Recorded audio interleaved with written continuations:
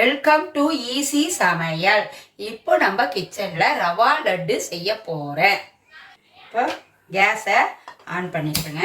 கடாய் வச்சுருக்கேன். இப்போ நான் இதில் கடாயில் 3 ஸ்பூன் நெய் விட்டுக்கிறேங்க.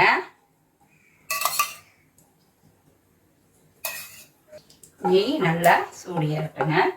லைட்டு பதத்தில் தான் நம்ம முந்திரி பருப்பும் திராட்சையும் வதக்கணும். ரொம்ப ஓவர் இதுவாக இருந்தால் தீஞ்சிரும். இப்போது இந்த முந்திரி பருப்பு அதில் போட்டு இது பண்ணுறேங்க, வறுக்கிறேங்க. சும்மா கொஞ்சம் பொன்னிறம் ஆனவுடனே நம்ம எடுத்துடணும். வந்துச்சுங்க, நம்ம இதை எடுத்துடணும். ரொம்ப இதுவாக இருந்தாலும் நம்மளுக்கு இப்போ தீஞ்சதாட்டம் ஆகிடும், சவுந்து ஆகிடும். இவ்வளோதாங்க பதம். இப்போ இதில் நம்ம திராட்சையும் போட்டுக்கணும். அவ்வளோதாங்க, சவுந்துச்சு. இதையும் நம்ம எடுத்துடணும். நல்லா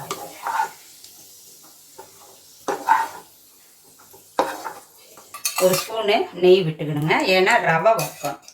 ரவை சிம்மில் வச்சு நம்ம இதை வறுக்கணும்.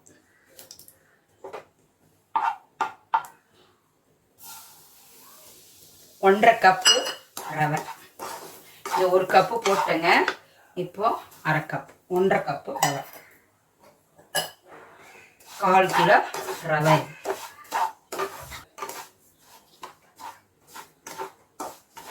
அங்கே இந்த மாதிரி நல்லா சூடேறி நல்லா இதுவாக இருக்கணும். பாருங்க போகிறோம். இப்போ நம்ம இதில் ஏலக்காய் பவுடரை சேர்த்துக்கிறோங்க.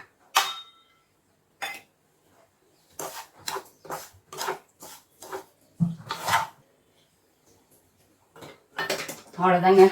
இதை நம்ம கடாயில் இந்த தட்டில் இது கொட்டிக்கணும்.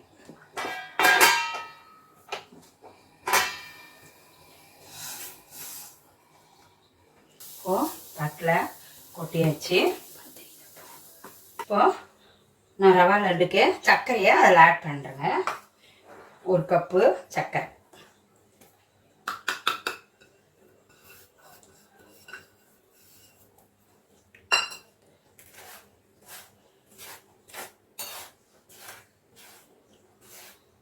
நல்லா கலந்து விட்டுக்கணும். ரவையும் சர்க்கரையும் கலந்து இனிப்பு கரெக்டாக ஒன்றோட ஒன்று அதில் ஆட் ஆகும். முந்திரியும் திராட்சையும் வறுத்ததை இதில் ஆட் பண்ணும்.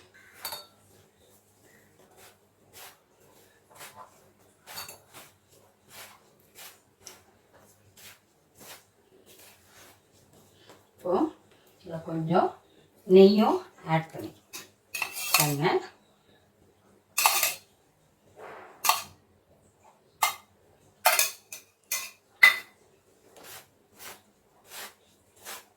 அதான் நம்மளுக்கு லட்டு ரொம்ப டேஸ்ட்டாக மணமாக. இப்போ நான் இதில் பால் கொஞ்சம் கொஞ்சமாக தெளித்து, ரொம்ப தெளிச்சிடக்கூடாதுங்க.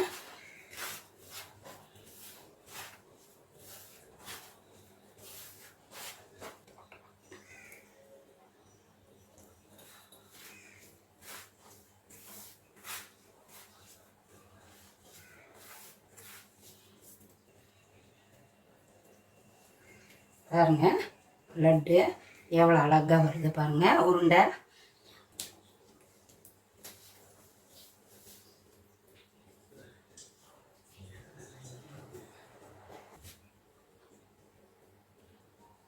பாருங்க எவ்வளோ அழகாக லட்டு வருது.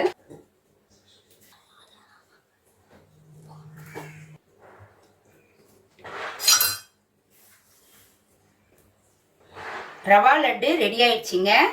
குழந்தைங்க பெரியவங்க விரும்பி சாப்பிடுவாங்க. நீங்களும் வீட்டில் செஞ்சு பாருங்க. நன்றி, வணக்கம். இந்த வீடியோ உங்களுக்கு பிடித்திருந்தால் லைக் பண்ணுங்க, கமெண்ட் பண்ணுங்க, ஷேர் பண்ணுங்க, மறக்காமல் சப்ஸ்கிரைப் பண்ணுங்க.